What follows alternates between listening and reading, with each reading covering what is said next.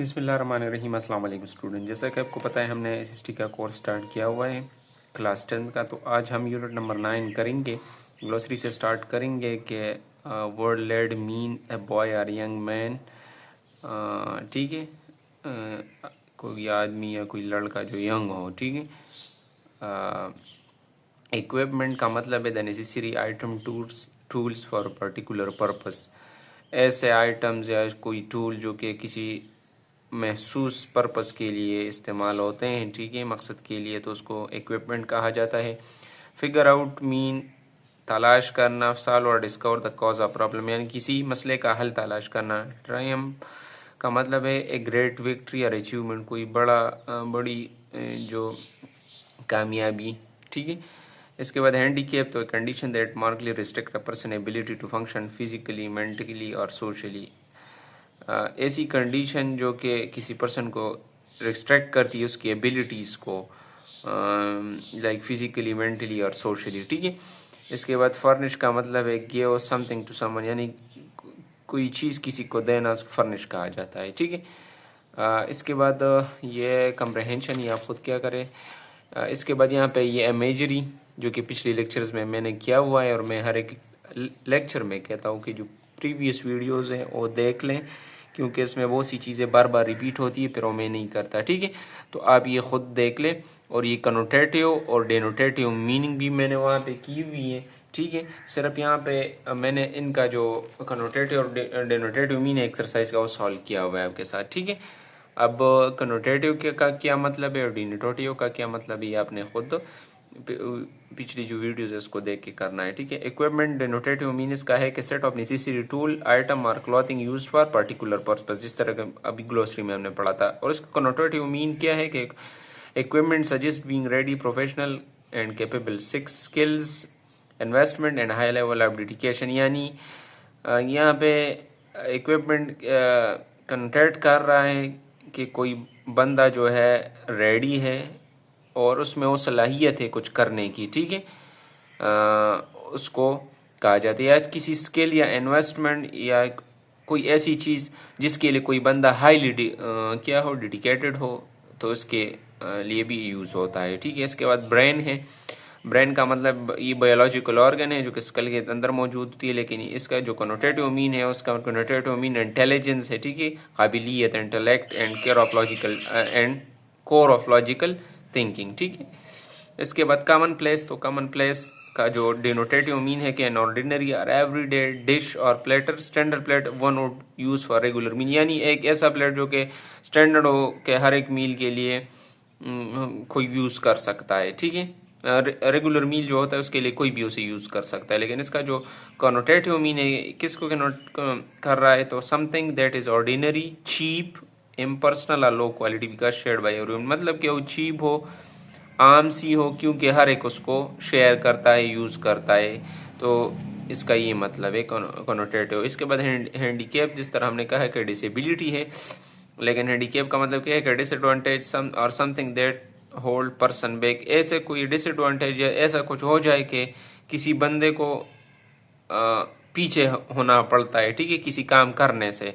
इसके बाद टॉप, तो टॉप हाईएस्ट पॉइंट या सरफेस को कहा जाता है, इसका डोनेटेटिव मीन है। इसके जो कनोटेटिव मीन है कि highest level of excellence, superiority and peak achievement. ठीक है। तो ये इसका कनोटेटिव मीन है। ठीक है। इसके बाद प्रीपोजिशंस हैं जो कि मैंने यहाँ पे लिखी हुई हैं नोट्स में। मैं कर लूँगा तो आपके लिए ये भी आसान हो जाएगा जो MCQs है। ठीक है। तो प्रीपोजिशन क्या है? प्रीपोजिशन है word that link a noun, ठीक है, याद रखिए, नाउन, प्रोनाउन और noun phrase to another word in a sentence showing the relationship between them, often indicate location, time और डायरेक्शन। ठीक है।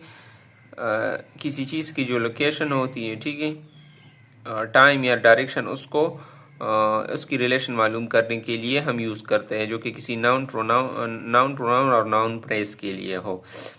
क्या है कि clarify relationship such as where और व्हेन समथिंग हैपन। ठीक है। टिपिकली फॉलोड बाय नाउन और pronoun which is called object of the preposition. ठीक है। Example in, on the table, in the room, to, from, under, ठीक है। तो ये क्या है, हमारे पास प्रेपोजिशंस है, ठीक है। इसके बाद इसमें प्रेपोजिशन, और ये मैं भी ये भी बता दूं कि हर एक पेपर में प्रीपोजिशन के हवाले से ये बहुत इंपॉर्टेंट पार्ट ऑफ स्पीच है, जिससे हर एक पेपर में एमसीक्यूज आते हैं, ठीक है।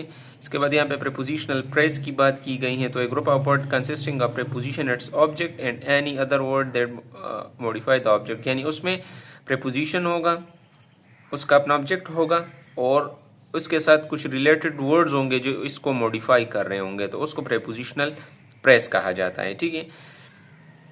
प्रेपोजिशनल फ्रेज का जो है फंक्शन क्या है, तो प्रेपोजिशनल फ्रेज का जो फंक्शन है ये एज एडजेक्टिव फ्रेज भी काम करता है, एज ए एडवर्बियल फ्रेज भी काम करता है। एडजेक्टिव फ्रेज क्या है कि मैंने prepositional phrase modify a noun और pronoun it function as adjective. जिस तरह हमने एडजेक्टिव की डिफिनीशन पढ़ी थी कि वो नाउन और प्रोनाउन को मॉडिफाई कर रहा है, तो प्रेपोजिशनल फ्रेज क्या करेगी कि किसी नाउन या प्रोनाउन को मॉडिफाई करेगी, तो एज एडजेक्टिव काम करेगी, तो हम कहेंगे कि ये एडजेक्टिव फ्रेज है। For example, the girl with long hair smile. अब गर्ल क्या है, नाउन है, विद लॉन्ग हेयर, अब ये एडजेक्टिव फ्रेज है, ठीक है।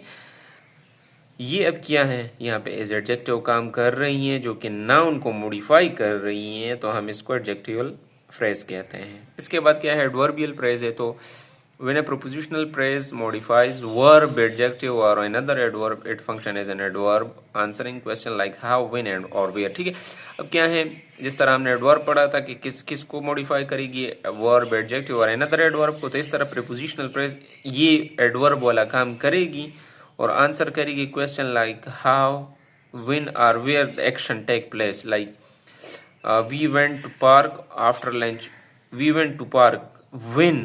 अब इसका आंसर क्या दे रहा है, आफ्टर लंच जो है ये हमें आंसर दे रहा है कि कब वो हम पार्क गए थे, तो आफ्टर लंच यहाँ पे क्या है, एज ए एडवर्बियल फ्रेज काम कर रही है, ठीक है। तो मैं एक्सरसाइज की तरफ आ जाऊंगा, जल्दी से मैं ये कर लूंगा। Like he goes to library every evening, you must walk along the bridge, walk down the street and turn left. The woman going into the supermarket is my mother. Sana is talking to Mavish. इसके बाद यहाँ पे क्या है कि choose the correct preposition of time, place in each sentence. Stay away from the dog, it bite. Place, get off the stage. Sarah, quick, get the ball before it roll down the hill. What do you like to do on the weekend? I have not seen her since June. We will next meet in the middle of next month. Her birthday is on 6 June. He was born at a farm. ठीक है, इस तरह prepositional phrase है जो कि मैंने आपके साथ डिटेल में एक्सप्लेन कर दिया, तो मैं इसके दोबारा नहीं जाऊंगा, ठीक है। ये इनकी एग्जांपल्स है जो कि बोर्ड आपको नज़र आ रही है, ठीक है। मैं यहाँ पे आ जाऊंगा अप्रोप्रिएट प्रीपोजिशनल फ्रेजेस ये लगवाने हैं यहाँ पे। तो except from Jameel they all seem pretty cordial, dash cancer is curable, to a great extent cancer is curable, the train was late, in spot of this I managed to get the meeting in time. इसके बाद apart from the scatter I thought the meal was excellent. इसके बाद है कि what is the dash you, what is the matter with you, ठीक है। तो unit number 9 था। इंशाल्लाह यूनिट नंबर 10 में दोबारा मिलेंगे। कोई भी क्वेश्चन हो, कोई भी एम्बिग्विटी हो, आप कमेंट सेक्शन में मुझे बता सकते हैं। इंशाल्लाह नेक्स्ट लेक्चर में दोबारा मिलेंगे, तब तक के लिए अल्लाह हाफिज़।